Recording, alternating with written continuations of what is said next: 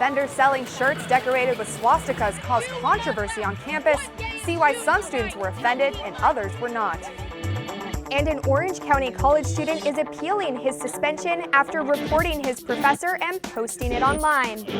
And the U.S. welcomed nearly 7,000 new citizens in downtown LA. We'll hear why some of these people still have concerns. Annenberg TV News is next.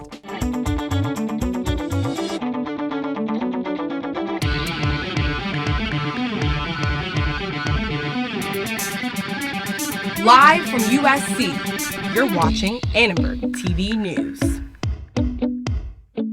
I saw a Nazi symbol hanging on a t-shirt on my campus, and I was deeply disturbed and upset. And so I confronted the vendor and said, "Why are you selling this?" He said, "This is a reclaiming of the symbol." I said, "That is not possible. You cannot reclaim a symbol that is associated with so much death and destruction." Tensions were high today at one vendor stall on campus. Good evening, I'm Kaylee Heck. And I'm Rachel Ramos. Several students were offended by the swastikas displayed on some of the t-shirts. Ilana Spiegel was shopping at this booth on campus when she noticed something unusual. I was walking to class this morning and I saw this vendor selling t-shirts with Nazi symbolism on them. And I was deeply upset, but I remained calm and walked up to the vendor with a t-shirt and I said, "Why are you selling Nazi symbolism?" He said, "Oh, we're trying to reclaim this symbol and show that it's a symbol of peace." I said, "Yes, as a mixed race Chinese woman, I understand the history behind the swastika. However, you cannot erase the connotation to evil and destruction and death." That's when vendor Gordon McGinnis put the shirts away. And if I offended anybody, I'm sorry. I took it down, and I wouldn't even sold it if I would have thought it was promoting. I thought it was promoting anti-racism. American support Nazism on this campus. Let me speak. You have no respect, ma'am, and that is... Spiegel called DPS because she wanted the vendor gone. DPS stepped in to stop the argument, but no officers would talk to Annenberg Media about the incident.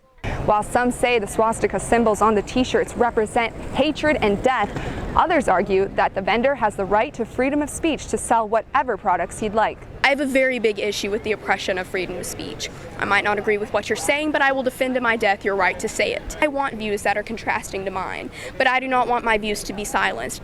I don't really think having a t-shirt up at a place of private business where it is his choice to sell what he would like to is affecting anyone. We reached out to the Trojan Event Services Director who grants permits to vendors on campus. He declined to comment on the situation. Meantime, USG President-elect Austin Dunn says he plans to improve the vetting process for vendors. Although this vendor is approved, there is merchandise that should probably not be sold. So figuring out how can you vet a vendor and figure out what merchandise can be sold, what cannot. That's something that I have no idea about, something I can't speak on quite yet, but a dialogue that will definitely begin to open to kind of respond to situations like this.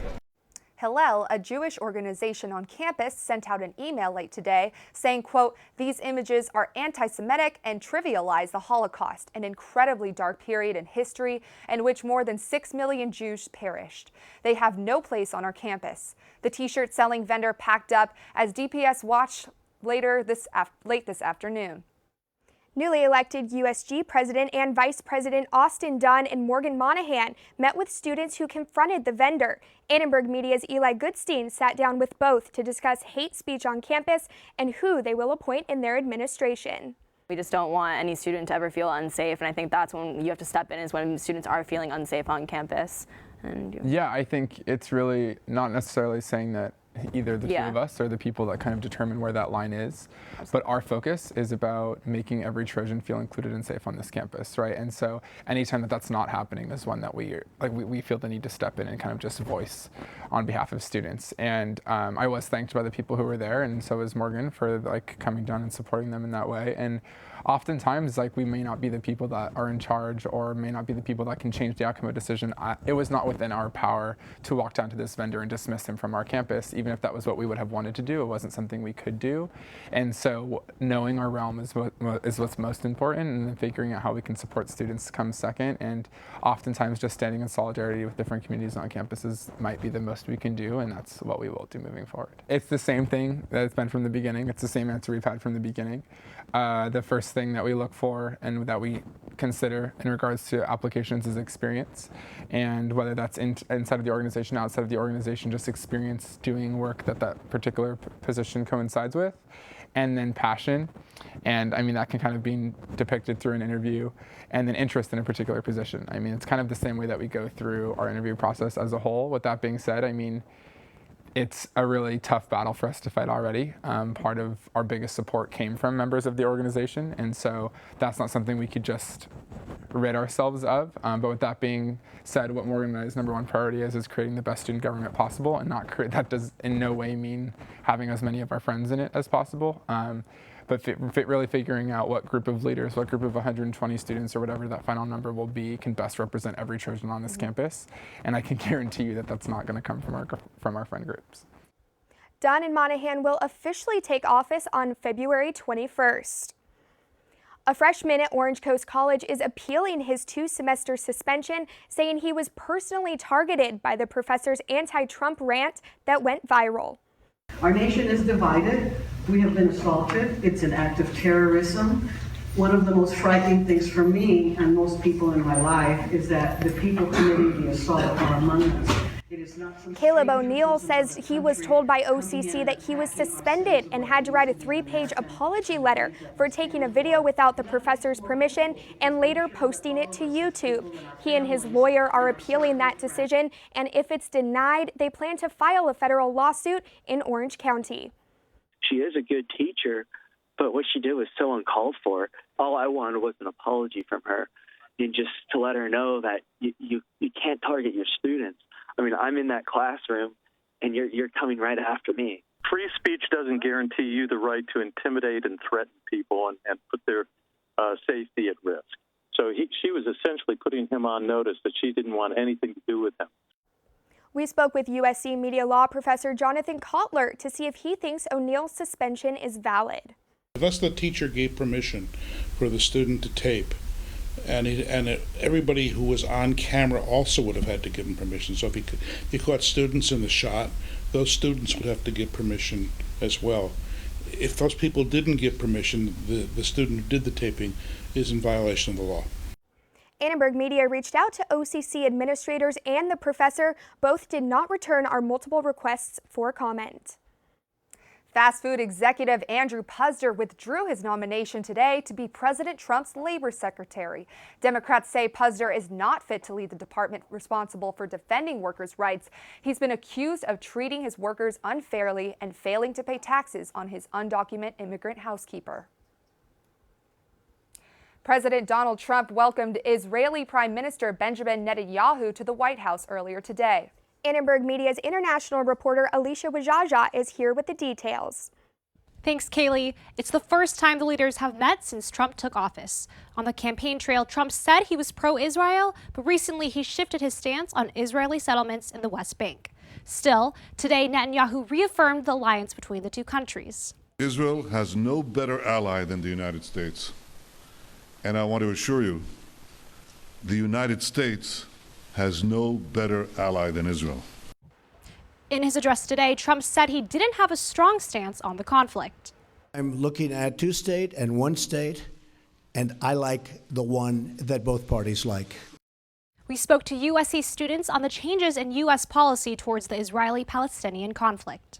I think my concern is what's going to happen next, because I feel that there'll probably be violence, there'll be like backlash against like the increases, like the more sort of impunitive like increase of settlements, but I do think two-state solution is dead. Personally, I do not think that the settlements are a good thing at all. I think that they're definitely a hindrance to peace. A protest in response to today's meeting is being held tonight in downtown LA. Kaylee and Rachel, back to you. Thanks, Alicia. Los Angeles welcomed new citizens at a naturalization ceremony in downtown LA today amid changing immigration policies nationwide. Annenberg Media's Giovanni Mujaez shows us why becoming a citizen has even more meaning in 2017. When I was small, it was like a dream, and now my dream has come true. Farida Baliwala joined almost 7,000 people who realized their dream of becoming U.S. citizens today. A lot of people had overcome quite a bit. This is a moment that many of these people have worked their whole lives to come to. It can take more than 6 years to gain citizenship after becoming a lawful permanent resident. But for Syrian native Sofian Haikal, it was well worth the wait.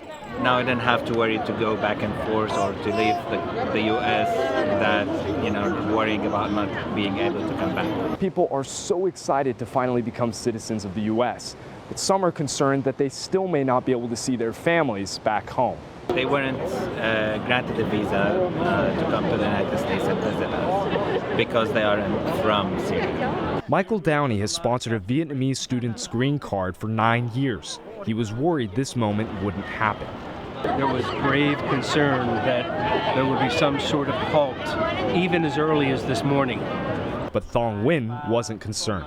No, I don't think that's right. I don't think that's right. We were worried in the beginning, but I think things are sorting out. Now these new citizens are looking to sort out the next stage of their lives in a country where the future status of many immigrants is uncertain. For Annenberg Media, I'm Giovanni Mujais. Students on campus want you to get more involved in politics. We'll show you how. And it is officially flu season. Some expert advice on how you can stay healthy coming up. And evacuees in the Oroville Dam area are finally heading back home. See how their community rallied to help them while they were away.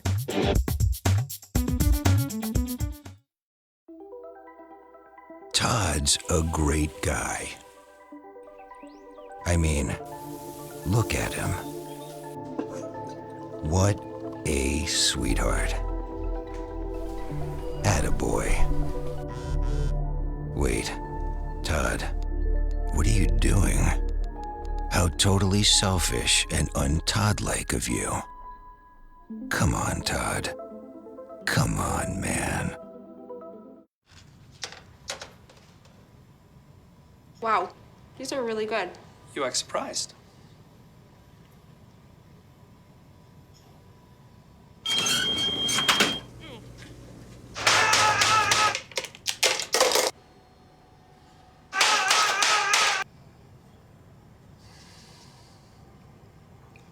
Practice makes perfect. You don't have to be perfect to be a perfect parent. There are thousands of teens in foster care who don't need perfection. They need you. So they say it's a man's world? I don't see anybody's name on it. While they were doing their thing, we slowly changed all that. Today, women can do anything men can do. And there's one thing we're even better at.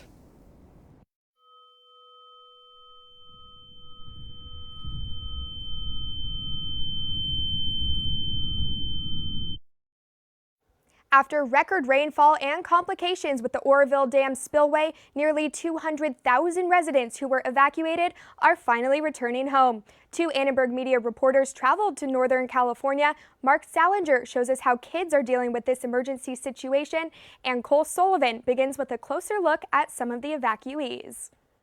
As water continues to be let out of the Oroville Dam by the cubic ton, the people I talked to said the experience they'll remember from this event isn't the dam itself, but the people and the community rallying behind them in their time of need.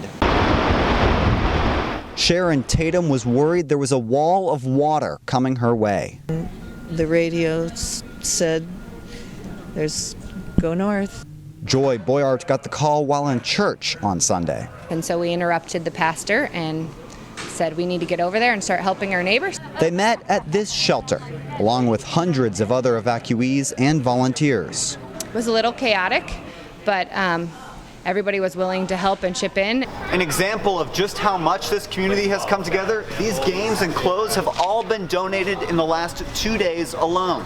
Because there's so much care and just love.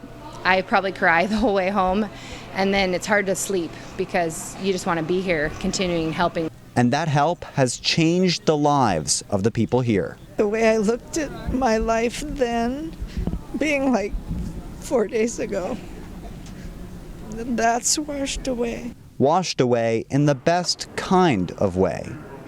In Oroville, for Annenberg Media, I'm Cole Sullivan. Of the nearly 200,000 people that were evacuated from Oroville and the surrounding towns, children, and many of them are still in the shelters, not ready to go home just yet. We talked to them earlier today, and they said that this is something they'll never forget.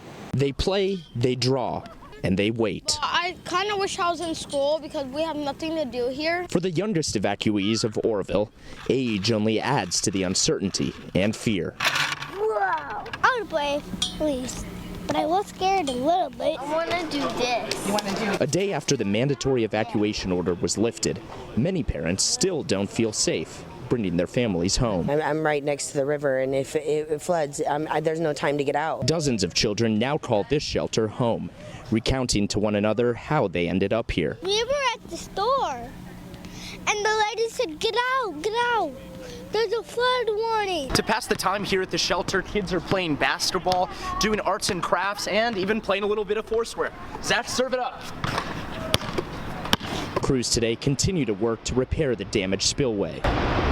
The Atterbury kids stand on the road to the dam every day with a simple goal: to say thank you to the workers who saved their town. To make them happy and to show that they're doing a good job. For the children who are safe at home and those still waiting, To never win! hope that this doesn't happen again. In Oroville, California, for Annenberg Media, I'm Mark Salinger. Joining us on the phone now are both Cole and Mark. You guys were at the dam today. What did you see there? Hey, Kaylee and Rachel. We started our day off at an evacuation center in Chico, California, and there were about 300 or so evacuees left there, which is down from about 1,600 that were there when the evacuations were mandatory. A lot of the evacuees that we spoke with who were still there told us that they aren't ready to go home, mainly because there's a rainstorm coming in tonight, as well as snowmelt that could raise the levels of water in the dam. And from there, it was off to the dam directly. If you look at pictures of it, it's really a marvel of engineering. It's the tallest dam in the country and the water reservoir for most of Southern California, and there's something wrong with it. Crews were working, countless helicopters in the sky and trucks. Crews were working to try to drop rocks into the hole on the side of the spillway as their way of fixing it. All of this comes, as Mark said, as that storm comes moving in tonight and into the weekend, and more fears that dam could fail in the meantime. Guys, back to you. Thanks so much, Cole and Mark. Well, Rachel, it seems like the LA weather has just been all over the place the past couple of weeks. Yes, it has. Well, I'm hoping that it stays sunny and warm. So let's toss it to our weather anchor, Madeline Otterly. Thank you so much, guys. Good evening, Los Angeles. What a hot day we had today. It's cooling down now, though. Currently outside, we've got 62 degrees, but tomorrow, that's all going to change. In the mountains, still sunny. Right now, Big Bear around 54 degrees for tomorrow. Slight chance of rain in the afternoon, so be extra careful on the slopes. We see that rain continue down on the coast as well. In Malibu, around 63, so maybe think twice before taking a beach day. Let's take it home now to our USC region. Tomorrow, we're going to expect temperatures right around 70 degrees, but don't be fooled. It's going to be foggy. Keep that umbrella handy. We'll take a look now at our week ahead. Unfortunately, we've got cool temperatures and chance of rain all weekend long, right through President's Day. I know it's really not what you want to hear. But speaking of cold temperatures, as they go down, flu season heats up. The CDC says February is right when the virus peaks. It's reporting California to be a widespread flu zone. But why does the flu flare in cold months? Some doctors say we spend more time indoors, closing windows and breathing each other's air. Some blame less sunlight, which means less vitamin D and melatonin. But many doctors say it's because the influenza thrives in cool, dry temperatures. So either way, when it's cold, you might get a cold. So get a flu shot as early as you can.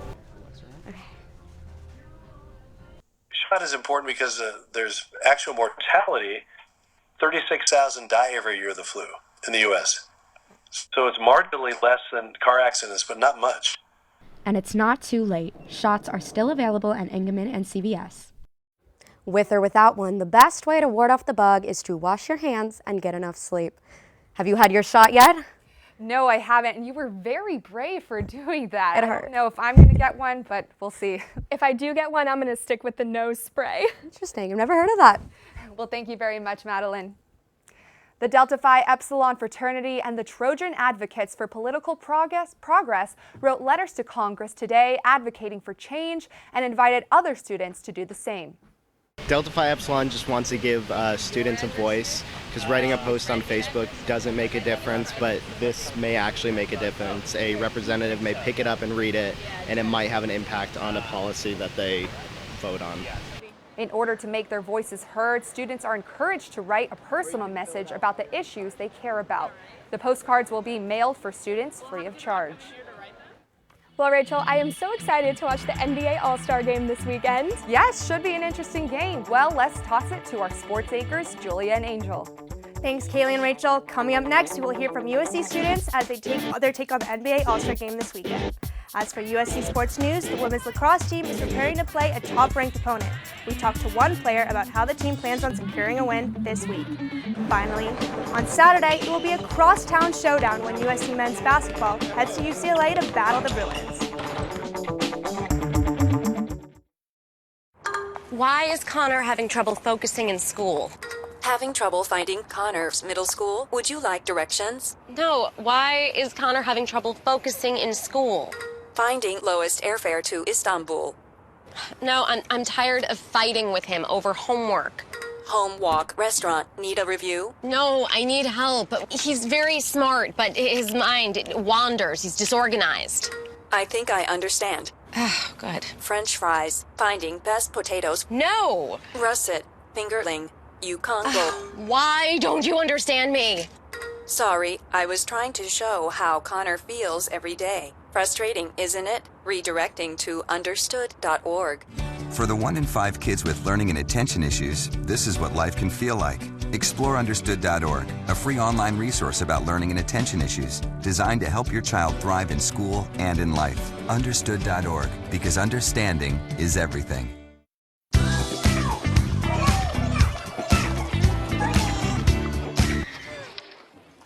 Looks like it's done.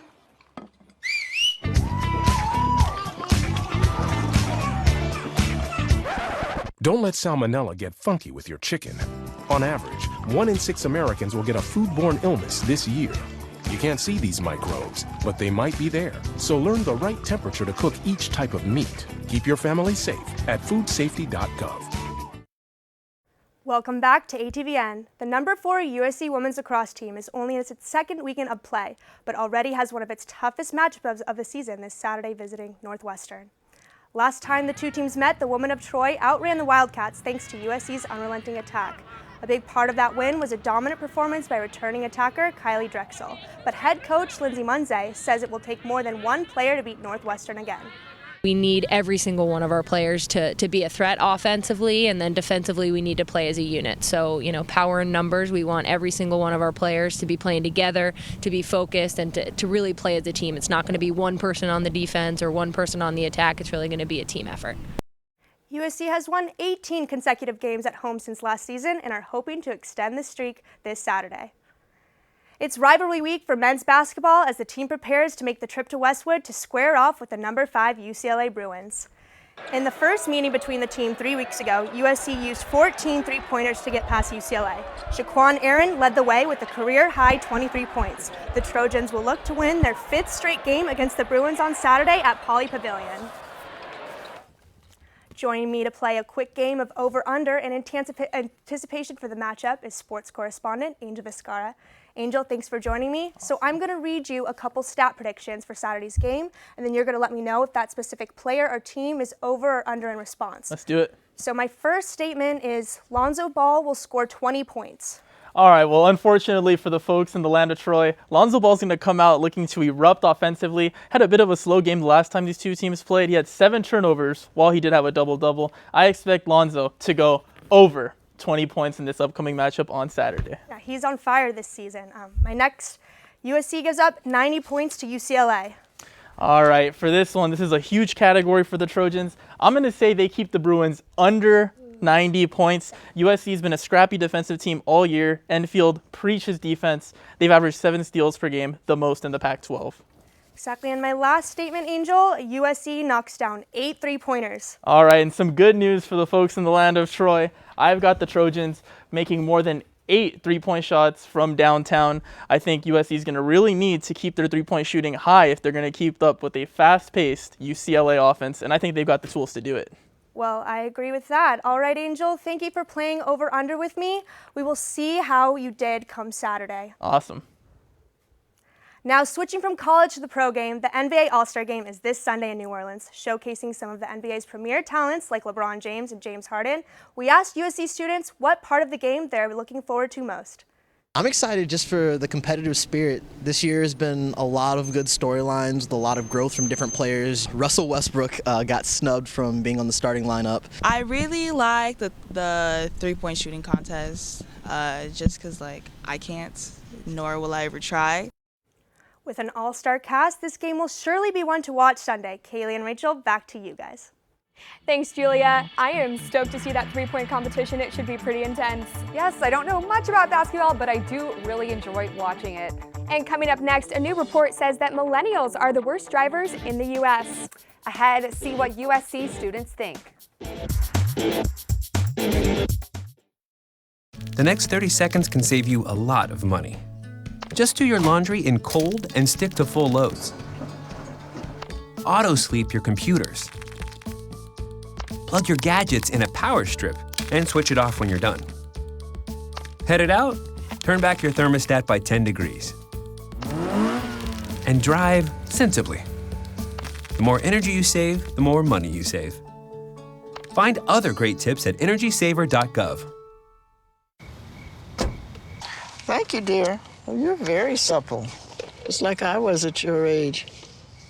Back then, I was a sex expert. Used to call me the buttered biscuit. I know about birth control, too. So you can ask me anything, baby. Bedsider.org has birth control information and a lot more. And it's... Have you had sex in this car yet?